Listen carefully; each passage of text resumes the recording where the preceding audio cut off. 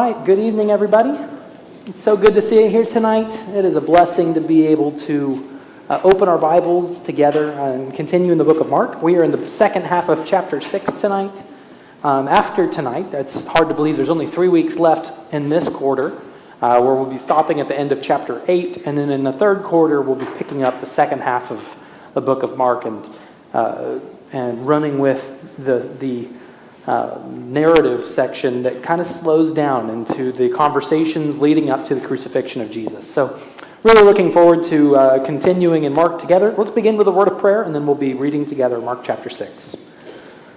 Lord, our God and our Father, we're grateful to you that you have blessed us with this time we have together now. We're grateful for this church family and the time we can spend together, the ways that we can be here for each other and comfort one another and lift one another up. God, I pray that you be with all the people studying in their various Bible classes tonight. We pray that you help us all to come closer to you and to have the strength to serve you this week. And you may equip us to go out of our comfort zone and be disciples of yours. We love you very much, God. We thank you for Jesus. We pray these things in his name. Amen. Amen. So last week, we got to face a hard reality. The first half of Mark chapter 6 teaches us discipleship has hard days. It started off with Jesus being rejected in his hometown, in Nazareth, of all places, a place where you'd expect someone is most well known. Jesus is interacting with some of the most rejection, at least from the crowds that he has met so far.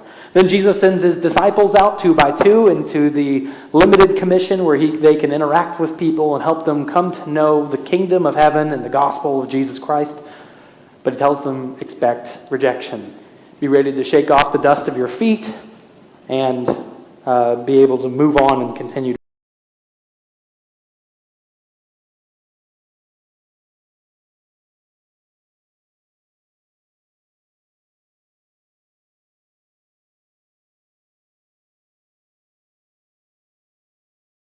Throughout pain, there's a serving response at the end of each of these hard moments. Jesus continues to teach, even though those are rejecting him. There he finds the people who are willing, and he heals those who are willing to believe.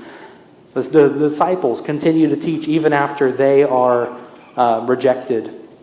And John has his disciples. After he dies, the disciples come and they retrieve his body to bury him at great risk to themselves. But that left us with a question leading into this week.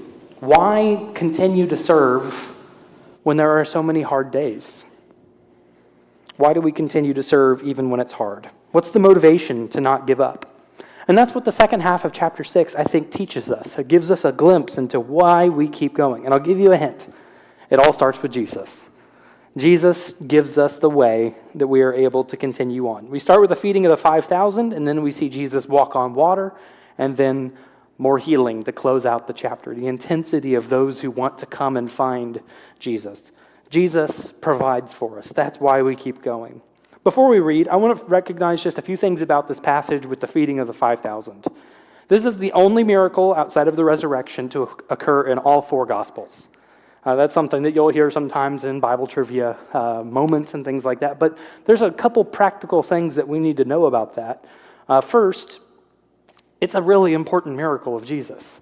For it to be repeated 4 times, for it to be repeated every instance that the gospel comes up, the feeding of the 5,000 is important. We need to know this miracle. It teaches us a lot about serving. It teaches us a lot about who Jesus is. It teaches us a lot about belief and failure to believe, depending on which gospel we're looking at. But we also need to see the challenge about this text.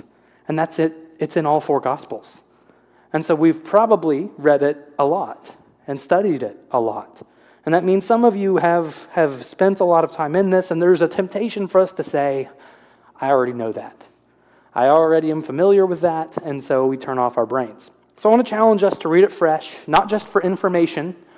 We may not have a new insight or anything like that, but for motivation of how we can serve, how we can follow Jesus, and transformation in our lives. So let's start by reading our text, Mark chapter 6. We're going to start in verse 30, and we're going to read through verse 44. Mark chapter 6, starting in verse 30. The apostles gathered together with Jesus and they reported to him all that they had done and taught. And he said to them, "Come away by yourselves to a secluded place and rest a while." For there were many people coming and going, and they did not even have time to eat. They went away in the boat to a secluded place by themselves. The people saw them going, and many recognized them and ran there together on foot from all the cities and got there ahead of them. When Jesus went ashore, he saw a large crowd, and he felt compassion for them because they were like sheep without a shepherd. And he began to teach them many things. When it was already quite late, his disciples came to him and said, "This place is desolate, and it is already quite late. Send them away so that they may go into the surrounding countryside and villages and buy themselves something to eat." But he answered them, "You give them something to eat."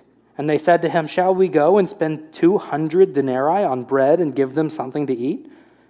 And Jesus said to them, "How many loaves do you have? Go, look." And when they found out, they said, 5 and 2 fish. And he commanded them all to sit down by groups on the green grass. They sat down in groups of hundreds and of 50s. And he took the 5 loaves and the 2 fish, and looking up toward heaven, he blessed the food and broke the loaves, and he kept giving them to the disciples to set before them. And he divided up the 2 fish among them all. They all ate and were satisfied. And they picked up 12 full baskets of the broken pieces, and also of the fish. There were 5,000 men who ate the loaves. What an impressive moment of the life of the day in the life of Jesus, where we can learn a lot about who he is. I want to start, though, before we get into the miracle itself, with the need for seclusion. You see the question on the screen behind me. What do you think is the value of time alone to recharge? What kinds of things would be helpful to do during those times? I'll ask you to answer that here in just a second. But keep in mind, where have the disciples just come from? In the last paragraph prior to John's beheading, where were they? What were they doing? Yeah. They're out healing, they're out teaching, they're out being rejected. And verse 30 tells us the apostles gathered together with Jesus, and they reported all the things they had done and taught. So that there is no time gap really from verse 13 to verse 30. He sent them out, they did their job, and now they're back. And this is what Jesus feels the need to respond with. The hardships of discipleship probably weighed on them. Not just being rejected, but, being needed by all these people who were ready to follow them, people who were around them. And that kind of thing can weigh on us too, where we might have people in our lives who need us. There may be things on our minds that are hard for us to carry. So there's something that's valuable for us. Jesus shows us there is value in seclusion. We'll see this again after the feeding of the 5,000. So what do you think? What's the value of seclusion? What kinds of things are helpful to it? Sean? So your question there says, what do you think is the value of time alone to recharge? Mm-hmm. And I don't think that's an accurate or fair question. Because if we look at the context here, the apostles are not alone. They're with Jesus. They're with God. Mm-hmm. And when we are alone, we should not be alone. We should be with God. We should be focusing on God. We should be taking the time to pray, to read Scripture, to be thankful, to be grateful for the opportunities that we just had, the things that we've come through, taking the time to work through those trials, taking the time to unwind and de-stress, and realize that through all of it, God gave us instruction, God gave us direction, God gave us purpose, God gave us deliverance, God gave us everything. So it should be a time where you're not alone, you're with God. I feel like you just lawyered my question. But that's great. That's exactly right. This time alone is something that we need to see as not just for me, not just for my wants, but it's myself with the view of where God is with me. Good. What else would you say about that? How is time with God, secluded time with God, helpful? What kinds of things can we do to be using that time well? Evaluate and focus. All right. Evaluate and focus. Good. Did you have something else besides that, Shirley? Yeah, just getting clarity. Yeah.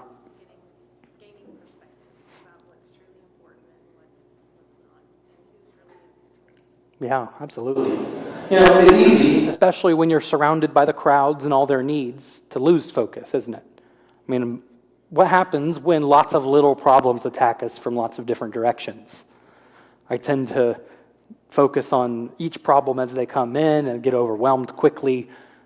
Getting outside of that can sometimes help us remember what our focus is. And that's really helpful. Anything else? Chloe? It can be a little bit of the opposite when people need you. You tend to have the answer to all the problems. You can start to become prideful. So it kind of brings me back, helps me outshine that I'm humble. And what is man? What is, who am I that you love me and that you've called me? So it just kind of puts him back in perspective, and I should be putting him first in all I do, and that they're not wanting Chloe, they're wanting Jesus through me.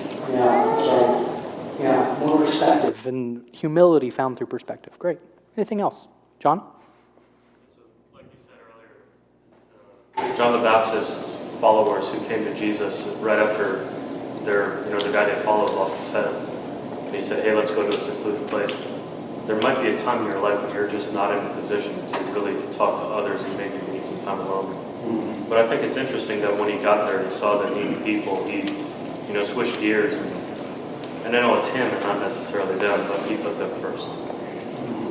Yeah. You see Jesus' priorities here.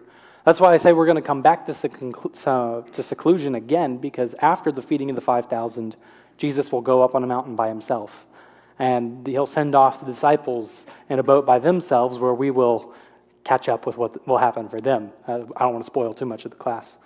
But we recognize the need for time alone. We recognize the need for time with God and a focus on that. It's important that we have a so that. Is there a temptation for my seclusion time to just keep getting extended and extended and extended? And that's kind of what John's point there is helping us to see is there's a time for us that when we're recharged, that we step back in. We continue to serve. We continue to use the things that God has allowed us to be recharged with, and we can do that. All right, so as they have been looking for this time to recover, this time to recharge, now we get to the feeding of the 5,000. And so I'll ask in a little bit, we're going to talk for a bit first, but I'll ask in a little bit how you see the authority of Jesus in this paragraph. But we'll talk for a bit before we get to that. There's a reality here that we don't always get the breaks we need. What's the setting in verse 33? Crowds follow them, they recognize them, and they come with him. By the way, it's one of those things I didn't notice this repetition until reading this just out loud with you just now. But in verse 33, many recognized them and ran together on foot from all the cities. Look at verse 54. When they got out of the boat, immediately the people recognized them and ran about the whole country. There is a common denominator in the book of Mark where we can see basically every paragraph.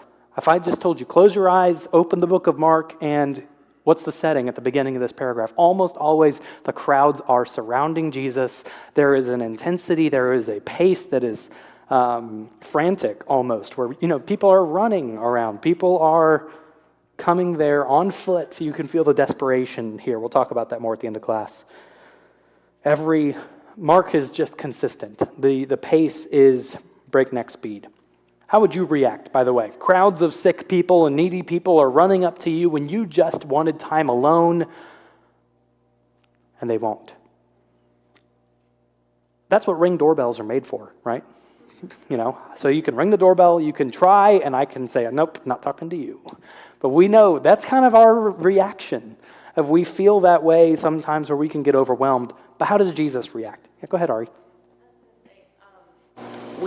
Our gut reaction is to grouch about it. Mm-hmm. And I think that's a shift in perspective is a question you can ask yourself is, how can I let this be easy? Mm-hmm. And I liked where Sean was going with his comment because I think it's depleting for the disciples or the apostles to be sent out away from Jesus doing work. Sure. And he's giving them authority to do things. Now he's telling them to come to a desolate place and rest a while with him, but work can be rest too. But it's, how does that work get done? Well, it's when we're depleted, God shows up to provide. So in that way, I guess I was thinking You can grouch about it, or you can let God show up. That's a mindset of how do I see the service opportunities in my life. And if we allow God into that, it changes that mindset. How does Jesus view the crowds? With compassion. What a wonderful word. Jesus shows compassion to those. What's the image that Mark uses in verse 34 to help us to understand how Jesus views these people and their needs? Yeah, lost sheep, sheep without a shepherd. This isn't the first time that phrase is used. I've mentioned that Mark uses a lot of Exodus imagery, and that's continuing here from the beginning of our text tonight. We'll see it as we walk through this. But the first time that sheep without a shepherd is brought up is Numbers 27. That exact phrase is used in verse 18 and 19. Moses is concerned about who would take up the leadership role after him, so he asks God to choose someone to lead the people so they won't be like sheep without a shepherd. And we know that to be Joshua. There is a Joshua messianic kind of trait there. The other time that phrase is used is in Ezekiel 34. It's a prophecy concerning the shepherds of Israel and how they had failed the people and how the people were like sheep without a shepherd at that point. But I think Mark has used this phrase as a way to set up Jesus as the perfect shepherd for people to look for and to follow. And the image of the Exodus is found throughout this. I mean, where are they in verse 35? What's the setting? It's late and where? Desolate place. What's a synonym for desolate place that makes you think of the Exodus? They're in the wilderness. And then what is the miracle that we're going to be seeing happen? Bread from God, right? There's manna from heaven. There is a feeding that will happen. And then what's the miracle that's going to happen in the next paragraph? But God's mastery over the sea so that his people can pass through safely. There's just a continuation of this Exodus imagery that I think is really helpful for us to know because it connects so much of the Bible story and helps us to see God's mastery over his salvation story, that he is able to use elements of it again and again to help us see themes, understand who he is, and to help us know the new and better Moses is here, that Jesus has come to identify God's people. He has come to provide for them in the wilderness. He has come to show God's power among the nations, and he is there to bring them into a relationship with God. There's also a great contrast here that we may miss because of where we paused last week. What's going on with John's last days? What's the setting there when John is beheaded? It's a feast. Okay, so now we are in the wilderness and people are lacking bread. We see a very interesting contrast here between the two. There is a feast where people came and found plenty in Herod's presumably wealthy and lavish household. But what's missing there? There's no righteousness to be found. The only righteousness there was beheaded, and his head is now on a platter. That's what we find in Herod's household. But here there's something different. In the humble places of the wilderness with little wealth or impressive glory to display from the world's perspective, but there's not enough food. So we see there's one or the other going on in these moments, but Jesus provides the food and displays the righteousness and shows an even better end than what can be found in best places. The better feast is in the wilderness, not in the house of Herod. That's a message that the original readers of Mark would need to know. They're people who were surrounded by a society enamored with power. The best feasts found in Rome, they're found in the capital cities of the regions they live in, they're found in the temples to the idols. That's where the lavishness came from. But Mark is teaching us that there is a better feast away from all of that, found only with Jesus. That's such a beautiful picture. So what is the lesson for the 12? I'm going to be brief on application for all this, mainly because in Room 7 on Sunday, Matt's going to be teaching the feeding of the 5,000. That's just kind of one of the ways it worked out for this. But there are a couple things that we're going to say that'll help us for tonight. First, we need to see what the disciples wanted to do in this moment. What was their initial reaction to the crowds? Get them away. You know, can you relate to that? I can. I think I would probably have said the same thing in their shoes. They come to Jesus and they ask him to send them away. They know it's not their call. They know Jesus is the one with the authority here. I don't want to give that away, but that may be an answer to the question we'll have here in a minute. But they know, I am not equipped to that task. I am not ready to do that work, so I am going to tell Jesus, send that task away from me. Maybe we've done that in our lives. Maybe we've been overwhelmed with something and we haven't seen a way for it to be done, and we've said, we've even prayed, send it away. So they offer. Jesus says no, essentially. He says, what's he tell them exactly? You feed them. How interesting is that? It's you give them something to eat. And they said, shall we go and spend 200 denarii on bread to give them something to eat? Remind me, how much is a denarii? That's a day's wage. Okay, so do you really want me to go spend 2/3 of my year to feed this crowd right now?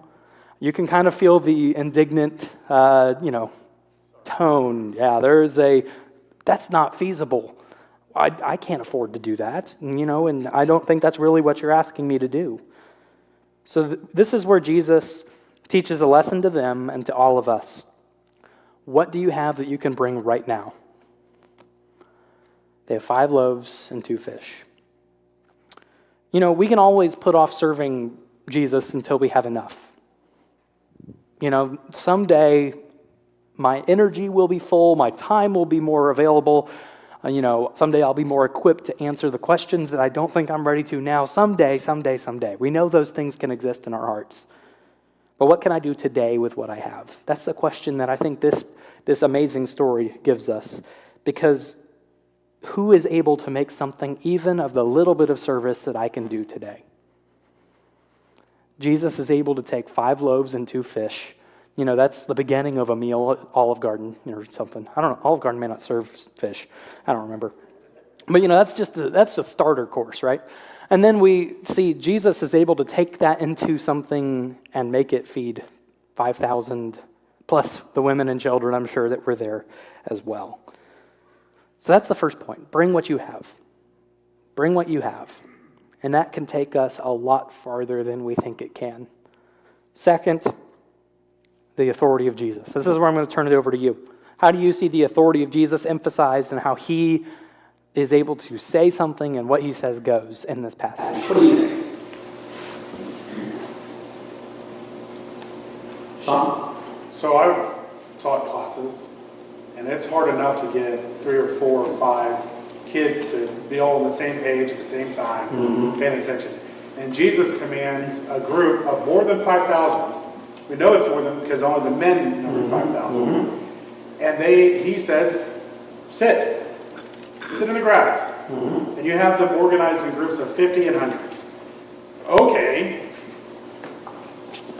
Jesus is just phenomenally capable of handling entire crowds just by a few words. Obviously, we know that. God created the entire universe by a few words. That authority is there. He is able to control a crowd to help them to do exactly what he says. And that was one of the things I wrote down too. I mean, if you've ever been a part of a crowd, which I imagine most of us have, crowds get to be more dumb the bigger they get. I think that's just kind of how we are sometimes. We say, all right, we're all going to go that way. And inevitably, a third of them will try and go that way. And it's just a mess. Jesus is able to control all of the crowd and be able to tell them where to sit and to organize them. And it's a remarkable amount of authority. Good. What else? Miracle. Yeah. I mean, he's the power, and they are the distributors, the same way that we are community development. Yeah, that's right. He directs the miracle in a way that teaches us a lot about how Jesus interacts with us. That's great. What else? Betsy? It's interesting, he decides to teach them before he even performs the miracle. So I think just establishing his authority as teacher, and that's really why they're there to listen. He doesn't start healing people right off the get-go in the story or anything like that. He just commands them or just teaches. I don't know. Yeah. Even the way he speaks is a commanding presence. Yeah, that's absolutely right. What else? Chloe? over the miracle itself. Like, you can go through other miracles throughout the Bible and kind of try to scientifically explain it, or be skeptical and like, well, maybe this happened, maybe this. Like, I love to eat, and I just don't understand the idea of 2 fish and 5 loaves. You kept going, like, did you keep passing the basket, and like you're like, did you get some? Like, I just, that one, this one blows my mind each time. Like, there's not a way to explain how it kept going and then there was more left over. Like, sometimes miracles hit us that way, that they are so outside of nature that there is no natural way to be able to describe that. Both miracles, the main miracles we'll talk about today, are that way for us tonight. That it's just, who is this that has this kind of power? I love that you mentioned verse 41. He blessed the food, broke the loaves, and he kept giving them to the disciples that sat before them. I feel the emphasis there, that it just kept coming. It is truly miraculous. Anything else? Let me ask you a question, Nathan. Okay. So is him giving the disciples the fish and the bread to hand out, is that a fulfillment of you give them something to eat? Or was he challenging them to feed them and do what he just did? I don't know. Okay. I don't know if the text takes us one way or another. I think ultimately the point of these 2 miracles and why Jesus does the second, to walk on the water, is to remind the apostles who he is. Because it doesn't sound like they are thinking miracle thoughts right now when they're asking him, you give him something to eat, and when he says, go make sure you give it to them, and they think we have to do this naturally. That's kind of where their reaction is. And verse 52 helps us a little bit with this. After the walking on water, they had not gained any insight from the incident of the loaves because their heart was hardened. So I think that there's some correction going on here with that, and perhaps the giving them was something to teach them. They need to see who Jesus is actually. I don't know. Does that answer your question somewhat? It's. I don't know the answer. Because I don't know of another example where the disciples actually multiplied food and gave it to people. Right. Besides 4,000. Yeah. His authority. Yeah. He's letting them see. It's not just that he's doing the miracle for the people. He's doing it for them. Because like I said, they weren't seeing the authority. They weren't thinking miracle thoughts. They were like, he wants us to go spend 200 denarii when they had God with them. So what at the end of the miracle helps us see this is also for their benefit? Kenneth? Just the mere fact that Jesus took 5,000 people out into the wilderness, and he knew at some point they were going to have to eat. Yeah. This is telling me that this was a lesson for the disciples themselves. One more miracle for y'all to see. When you're with me, don't worry. I'm in control. I heard leftovers. That's good. That's where I'm going next. Good. And then I've got like 4 hands. Jason, I'm going to go clockwise. So Jason. I didn't know if I'm reading more into this than what there is, but he starts with 5 loaves and 2 fish. I don't know how big those loaves are, I don't know how many fish are, I don't know how big the baskets are. But it appears to me that he ends up with more than what they started with. Yeah, absolutely. It ends up with 12 baskets. One for each child. One for each one. He started with enough that one man could hold the 5 loaves and 2 fish. And he ends it with so much that each one of them had a basket overflowing. And they still didn't understand who Jesus was.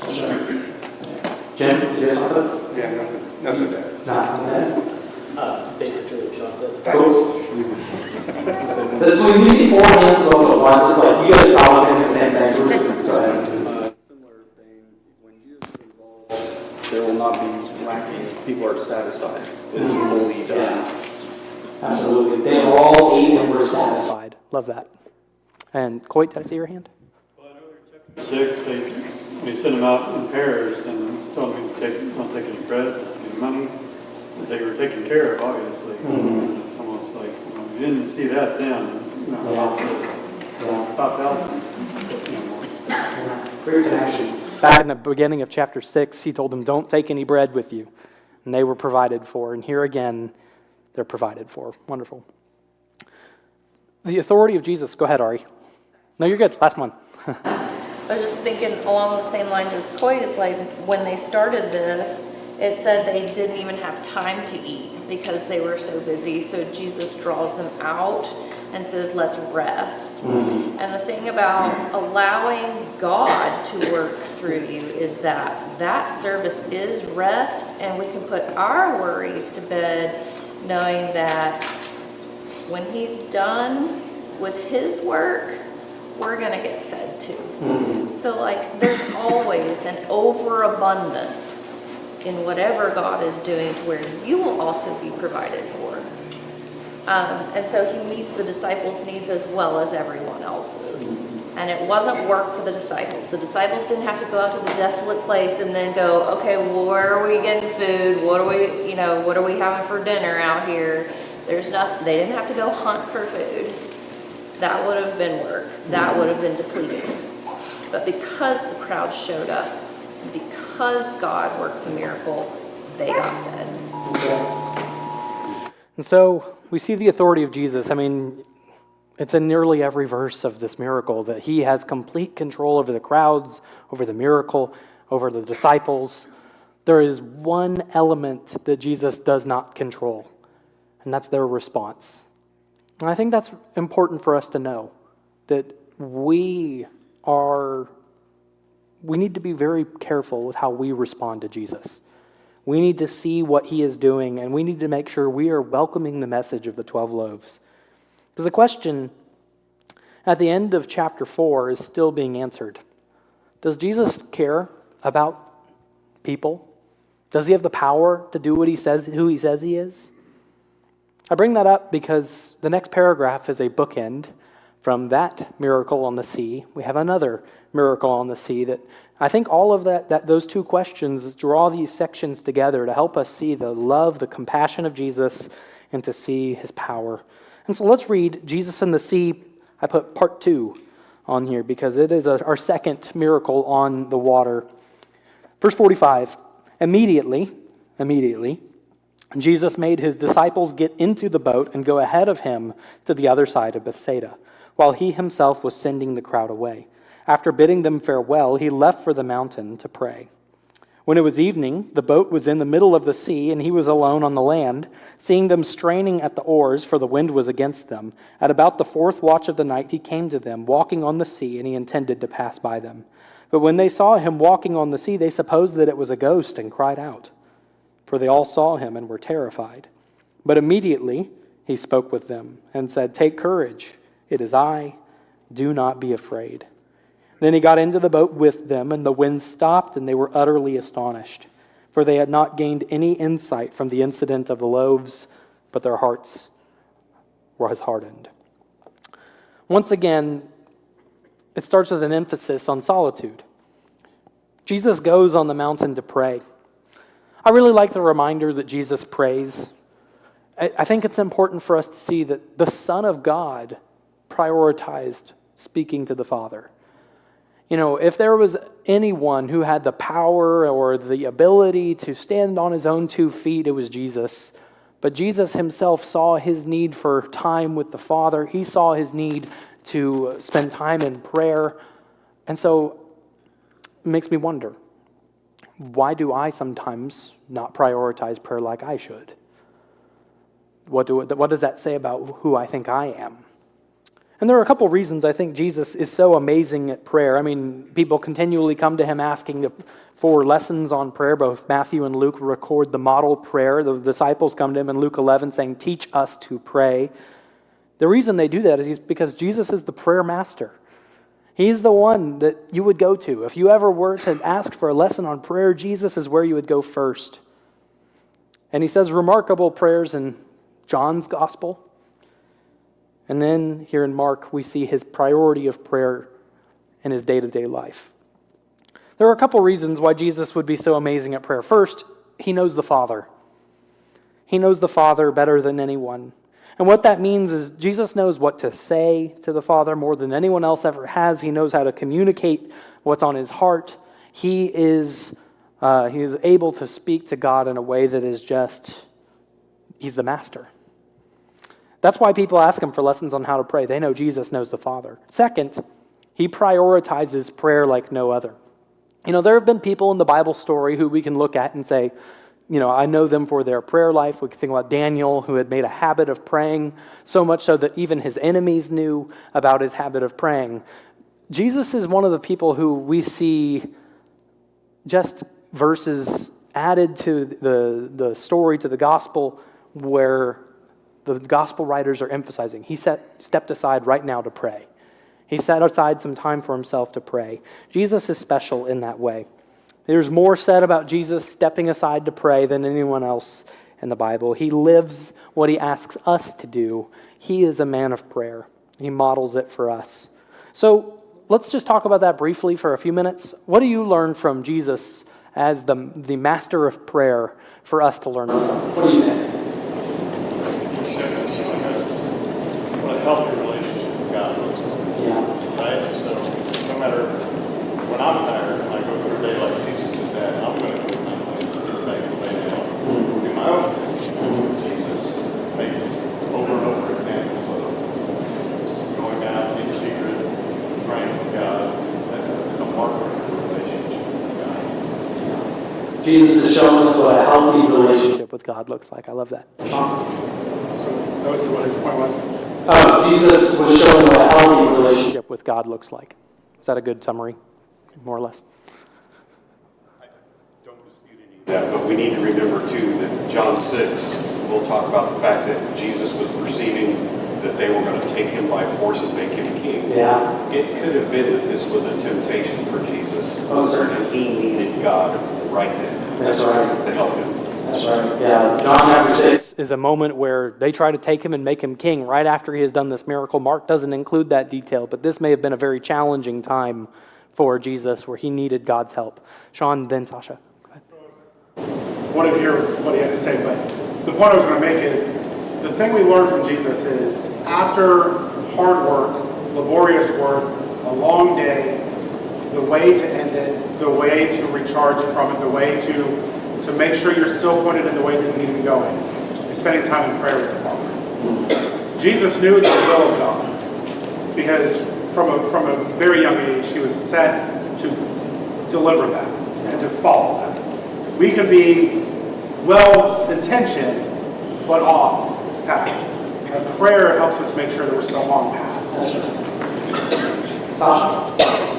I have a question about verse 52. Back to when Jesus was walking on the water to the disciples. It says in verse 52, King James Version, it says, for they considered not the miracle of the loaves, for their heart was hardened. What would the heart being hardened mean in this aspect? Because whenever I picture a hardened heart, I think of situations like Pharaoh or the Antichrist, continual rejection against Christ, like willing rejection. And I saw more fear than rejection with this scenario. Yeah, so I think that the heart being hardened goes back to the feeding of the 5,000 where they weren't looking for a miracle. It was a lack of belief in that moment. Now, that does challenge our continued hardening of heart definition that we sometimes go to, but that's the wording that it uses. I think that that's another connection to the Exodus story for us to see here as well. We have to remember, they are still expecting a physical kingdom on earth. That's right. And this group of people tried to take Jesus and make him a king right then, and he was going to feed enough people to kick the Romans out. Mm-hmm. Yeah. And now all of a sudden he says nope and just sends them away. Yeah. That could very easily harden their heart. Yeah, it could be. And that's something to consider. That the reason why it was so impressive to the people that they wanted to make him king is every government struggles with supply lines at some point. How are you going to keep an army fed out on the frontier when they're conquering, I don't know, Gaul or something, or one of the places Rome struggled to fight with and all this stuff? Well, if I have a guy who can make food for everyone at all times, we need to make it happen, and he can make it happen now. All right, I've got a lot of hands and a lot of text left to go, so I'm going to say, sorry guys, and we're going to keep going if that's okay. Come talk to me after class, and I'm happy to continue to conversate with you there. But we are back in the boat at this point. We are back in the boat, which in Mark's gospel usually means something scary is about to happen, followed by something miraculous. And this is no exception. Jesus sends the disciples off ahead of him while he goes alone to pray. Jesus sees their frightful situation that they're in. You know, if you thought they were scared last time when they were on the boat and Jesus was asleep and the storm was raging, now Jesus isn't on the boat with them. Imagine how much more scared they are this time. So Jesus knows their plight, he knows their fear, and he walks on the stormy sea. You know, just imagining this isn't calm water, it's also dark. So they're seeing Jesus likely by the light of a lightning strike every now and again when he's starting to come across. No wonder they thought he was a ghost. This would have been a terrifying instance. You know, by the way, I love that we're studying this the day after it stormed last night. You know, how many of you guys wanted to walk out in the yard last night, take a lap around the neighborhood, right, during the middle of your storm? Some of you are crazy. I see some hands. How many of you wanted to go boating, go fishing? Yeah, it starts to get a little bit more intense. None of us want to be out there in that. Jesus walked out onto a stormy sea in the midst of a storm far worse than last night that we experienced, and no fear in his heart. How amazing is that? But there's another miracle in there too. He's up on the mountain. And he knows. He sees Yeah. them out on that sea, and at one point they said 7 miles away. Yeah.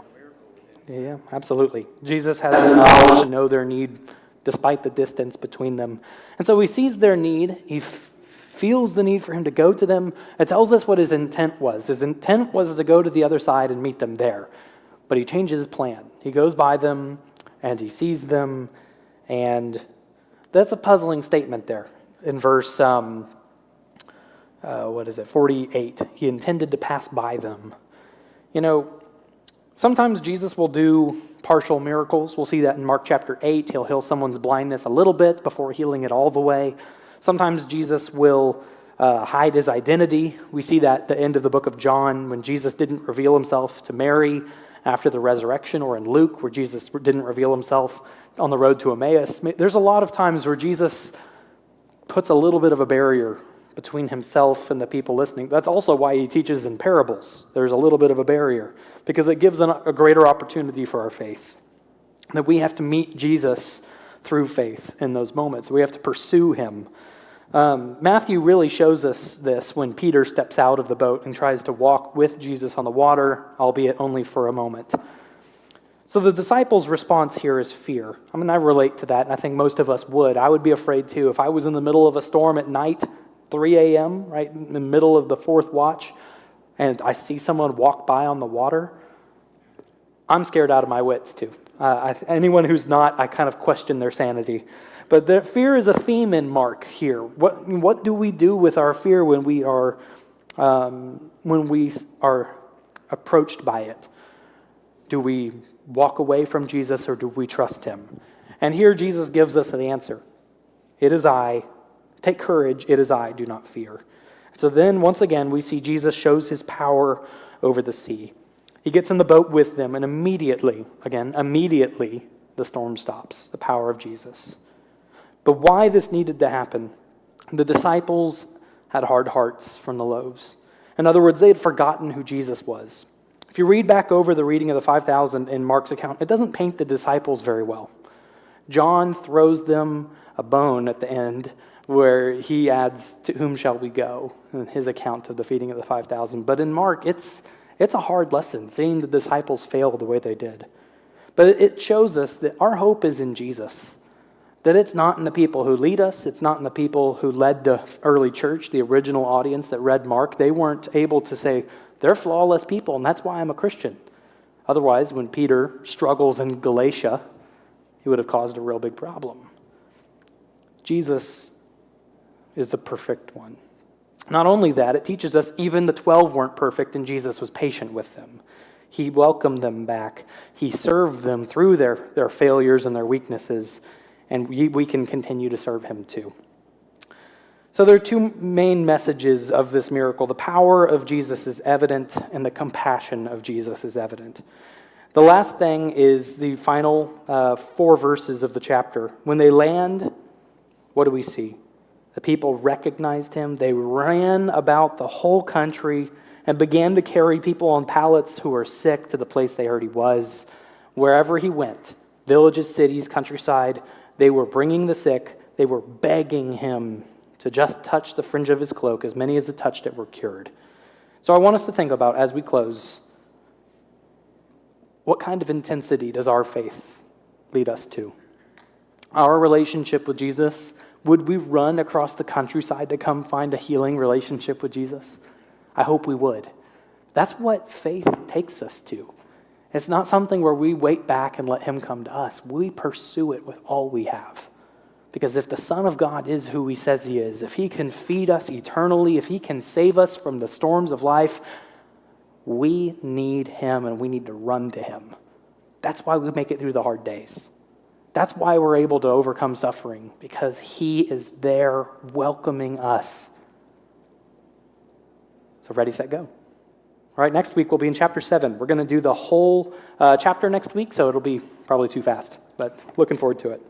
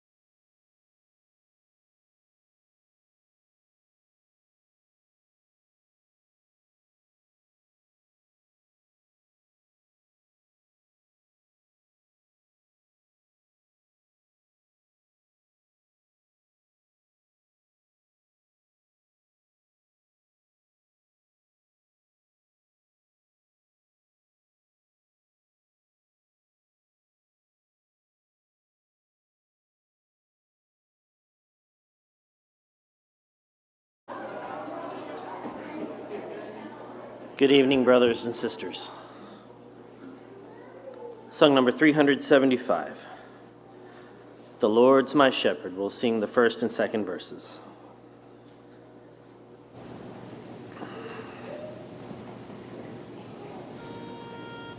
Do, sol, mi, sol. The Lord's my shepherd.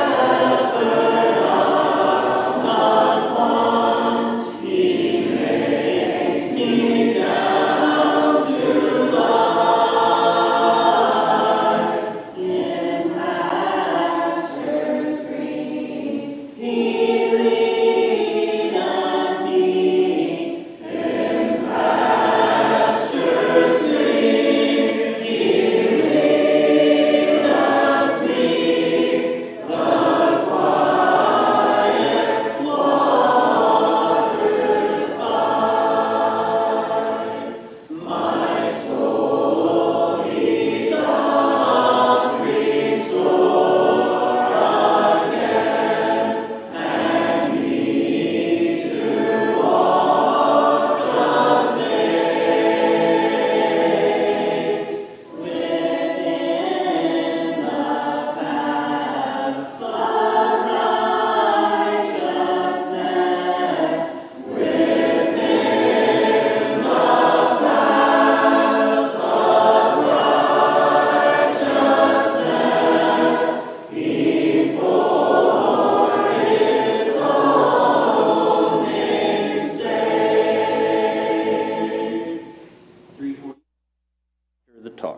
343.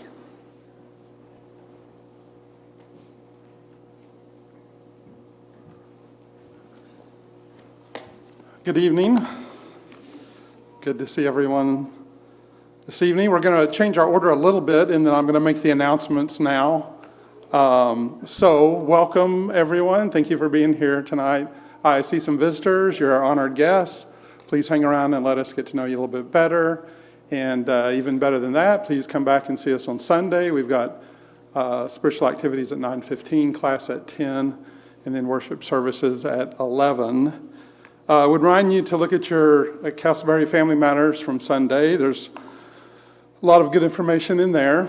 And one thing I wanted to call out that we didn't call out from the pulpit on Sunday was that last Sunday, March the 8th, was the 90-year anniversary of this congregation beginning.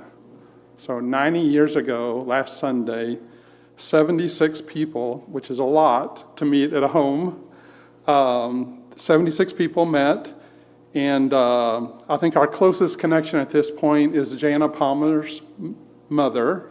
Patsy was a child, and she was there, as I'm told. So anyway, I just wanted to point out that historical, that it's, of course, the glory is to God, but that there's been faithful Christians meeting in this area for 90 years. I think that's something to be proud of. The other thing that we're sad to acknowledge is the passing of our sister, Denisa Howard. As we know, she's been in hospice and was suffering, and she passed away at home on Sunday afternoon. And so let's be sure and reach out to Jennifer and Marcus Spencer and give them comfort. But of course, we don't, we know that there's hope, and we don't mourn as those that don't have hope. So for tonight, for our talk, I want to look at a couple of passages on prayer. The first one is James 5, verses 13 through 18, which I'm going to read. Is anyone among you suffering? Let him pray. Is anyone cheerful? Let him sing praise. Is anyone among you sick? Let him call for the elders of the church, and let them pray over him, anointing him with oil in the name of the Lord. And the prayer of faith will save the one who is sick, and the Lord will raise him up. And if he has committed sins, he will be forgiven. Therefore, confess your sins to one another and pray for one another that you may be healed. The prayer of a righteous person has great power as it is working. Now, personally, I like the old language. The prayer of a righteous man availeth much there, but previous version. Elijah was a man with a nature like ours, and he prayed fervently that it may not rain. And for 3 years and 6 months, it did not rain on the earth. Then he prayed again, and the heaven gave rain, and the earth bore its fruit. So in this passage, it gives us examples of when to pray, like when they're suffering, when they're sick, to sing when they're cheerful. And it also describes who to pray for one another. In other words, we shouldn't be praying only about ourselves. We should be praying about everyone else. We should focus on others. It also describes its power when used by Elijah of not raining for 3 years and 6 months. Next passage is 1 Thessalonians 5, 16 through 18. It says, rejoice always, pray without ceasing, give thanks in all circumstances, for this is the will of God in Christ Jesus for you. So this passage actually broadens when to pray to all the time, without ceasing, giving thanks in all circumstances. So we always have things that we need to pray for. You know, sometimes I think we might pigeonhole ourselves a little bit into somewhat of a routine, such as maybe thinking, well, I'm going to pray every morning, okay? Someone else may say, well, I'm going to pray at bedtime. And someone else, well, I'm going to pray at mealtime. Or even worse, we only pray when we're anxious or when we're really thankful that something good has happened. But what we know is that we are to pray all the time, not just in those situations, but all the time. So with my recent diagnosis, as you might imagine, people in various parts of my life have offered to put me on their prayer list. And of course, when asked, I say yes, and I realize its purpose is to communicate my need to others who know that person but who do not know me. So I appreciate that. But I sort of think to myself, well, don't put my name on a list. Pray for me now. In fact, I recall that several months ago in a sermon on prayer, Nathan made that very suggestion. Then, on my first Sunday after my diagnosis, one of our good brothers grabbed me in a bear hug and did just that right then and right there. Time stopped, and he took care of business. Now, I'm not saying who that person was, but there aren't many men around here who can put me in a bear hug, so that might give it away.